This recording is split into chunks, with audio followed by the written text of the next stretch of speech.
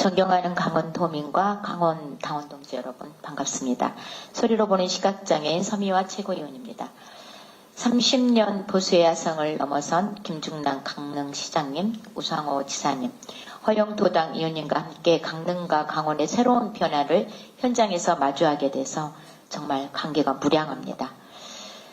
우리 민주당이 김민석 대표님 체제 3일 만에 지명직 최고위원 중 약속대로 청년 최고위원 1분, 전략 지역이면서 노동계 최고위원 1분을 지명하게 된 것을 진심으로 환영합니다.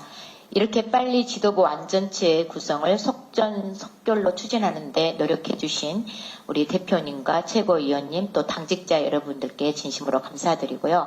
이제 김민석 대표님을 중심으로 우리 민주당이 다시 이기는 민주당, 이재명 정부 성공을 위해 열심히 일하는데 집중할 수 있기를 기대하겠습니다.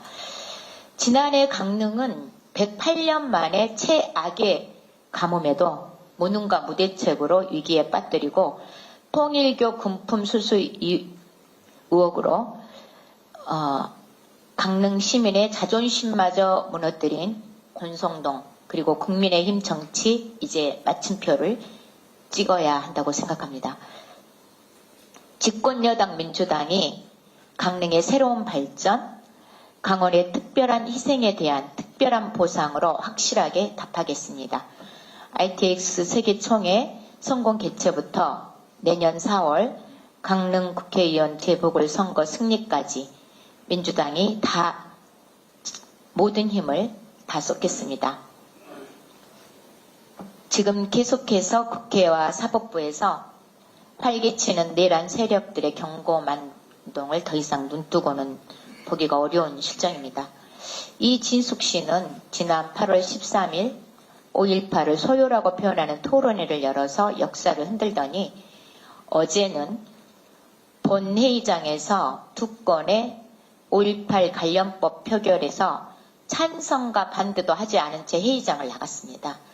그러고는 다른 법안 표결에는 다시 들어와서 의사를 표시했습니다. 5.18이 자기 정치 필요에 따라서 꺼냈다가 숨겼다가 하는 카드라도 됩니까? 왜곡된 역사관을 드러낼 때는 앞장서고 정작 책임 있는 표결 앞에서는 사라지는 정치, 정말 비겁한 나쁜 정치입니다. 국회의원이라면 자신의 역사 인식과 표결에 당당하게 책임을 져야 합니다. 이진숙 씨에 대한 국회 차원의 엄중한 정치적 윤리적 책임을 더 이상 미뤄서는 안 됩니다. 제명 논의를 서둘러야 합니다. 적어도 국회의원의 자격 정지라도 가능할 수 있도록 이영호 의원이 대표 발의한 국회법 개정안을 하루속히 처리할 것을 강력히 촉구합니다. 내란 속에 윤석열이 임명한 조희대 대법원장의 사법농단 역시 가관입니다. 윤석열이 불법 비상계엄에 입을 다물더니 대선을 앞두고 이재명 대통령 후보 사건은 전례도 찾기 어려운 속전속결로 밀어붙였는데요. 대선 개입이라는 검은손 아니라는 국민적 의혹과 국회 검증 요구에는 사법부 독립이라는 말 뒤에 숨었습니다. 사법부 독립은 국민의 의혹에 답하지 않아도 된다는 특권이 아닙니다. 또 그런데 최근에 대통령과의 사전 협의라는 갈래를 깨고 대법관 후보를 사실상 서면 통보했습니다. 정치적 중립성과 신뢰를 지켜야 할 사법부 수장이 오히려 끊임없이 정치적 논란의 중심에 서고 있습니다. 국민은 묻습니다. 조희대 대법원장에게 더 이상 대한민국 사법부를 맡길 수 있겠습니까? 저는 분명하게 말씀드립니다. 대법원 원장은 더 이상 사법부의 권위를 훼손하지 말고 스스로 책임지고 물러나십시오. 한 가지 더 말씀드리겠습니다. 울산 방부대 병원에서 환자 사망사고가 반복되고 있습니다. 지난 2월 복지부와 인권위 울산시와 울진군 보건소 합동조사 당시 입원 환자 202명 중 129명, 63.8%가 발달장애인이었습니다.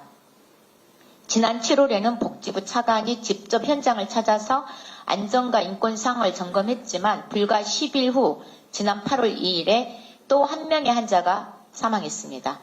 결국 병원 측은 오는 9월 3일까지 폐원하겠다는 입장을 밝혔습니다.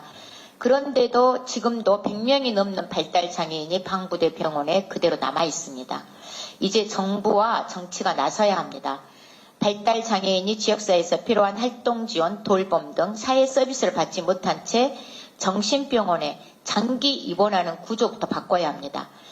정부는 지난 19일부터 민간 합동 환자 전원 보호 지원단을 가동하고 있습니다. 필요한 조치라고 생각합니다. 그러나 현장에서는 정부의 대응이 타 병원 의료의 전원으로만 무게가 실리는 것은 아닌지 우려를 제기하고 있습니다. 방부대 병원에서 다른 정신병원으로 사람을 옮기는 것만으로 문제가 해결되지 않습니다. 발달장애인을 대규모로 입원시키는 정신의료기관의 운영 실태와 인권 상황을 전국적으로 검토해야 합니다. 동시에 정신질환자와 정신장애인이 지역사회에서 회복하고 살아갈 수 있는 사회 서비스가 턱없이 부족한 현실도 반드시 개선해야 합니다. 정부는 현재 전국 7곳에 불과한 동료 쉼터를 2030년까지 17개 곳으로 확대할 계획입니다. 좋은 출발이라고 생각합니다. 특히 올해 통합 돌봄이 시행된 만큼 정신건강 영역에서도 지역사회 지원 기반을 더 넓혀야 합니다. 이제 정신장애인 동료 지원 쉼터와 동료 상담을 더 확대하고 주거와 돌봄, 지역사회 사례관리까지 촘촘하게 연결해야 합니다. 민주당도 정부와 함께 필요한 입법과 예산을 꼼꼼하게 챙기겠습니다. 병상을 옮기는 것이 아니라 사람의 삶을 지역사회로 돌려놓는 것, 그것이 이번 사건의 해결의 출발점이 될 것입니다. 이상입니다.